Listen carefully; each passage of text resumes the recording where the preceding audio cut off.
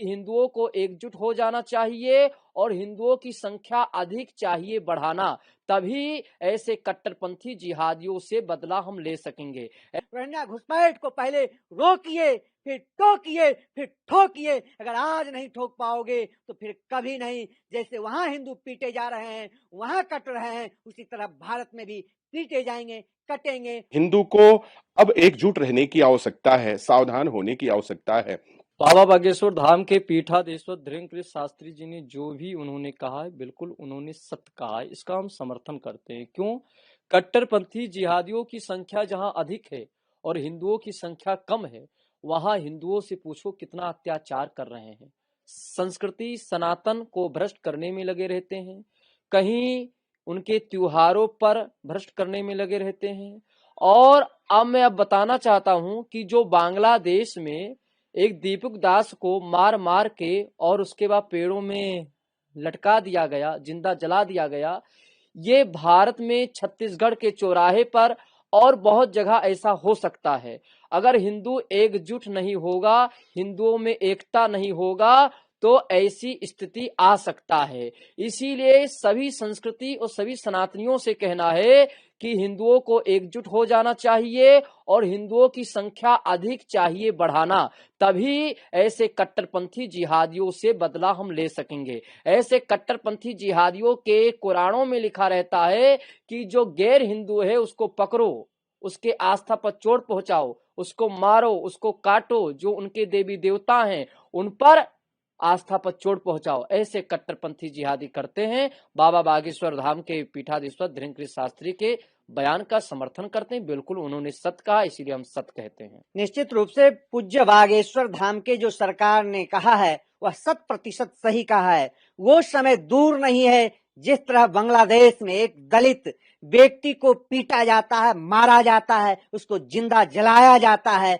उसके घर परिवार को पीटा जा रहा है, और एक व्यक्ति के कारण, जोगिंदर मंडल के कारण, जिन्होंने जो है अपनी सत्ता और अपनी जो है पद प्रतिष्ठा पाने के लिए लाखों हिंदुओं को जो है प्राण जो है लेने का काम किया है। मैं पूछना चाहता हूं, देश में रहने वाले जय भीम बोलने वाले रावण वो कहाँ हैं? सेकुलरिज्म पाठ पढ़ने वाले वो लोग कहाँ हैं? क्यों नहीं बोल रहे हैं? निश्चित रूप से संपूर्ण जनमानस को संगठित होकर के और ऐसे देश में रहने वाले जयचंद मान सिंह जैसे गद्दारों से भी निपटना चाहिए। उन जिहादी कठमुल्ले आतंकवादियों से निपटने के लिए संपूर्ण जनमानस को संगठित हो जाना चाहिए, एकत्रित हो जाना चाहिए और ऐसे जिहादी कठमुल्लों का प्रतिकार करना चाहिए।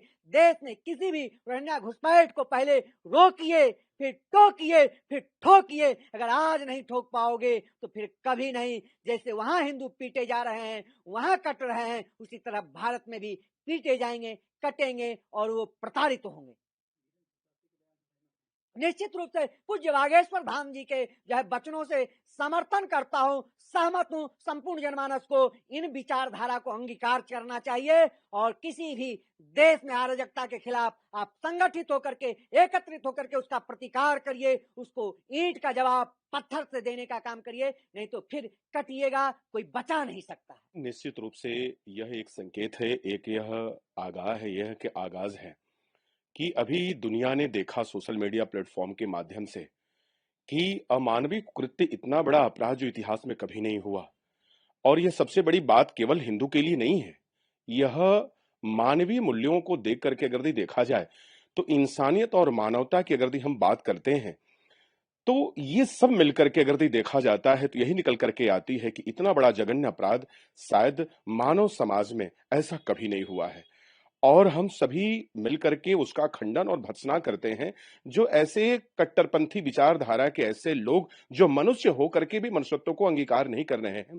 क्या कहा जा सकता है, यह कहीं ना कहीं यह संकेत करता है कि हिंदू को अब एकजुट रहने की आवश्यकता है, सावधान होने की आवश्यकता है।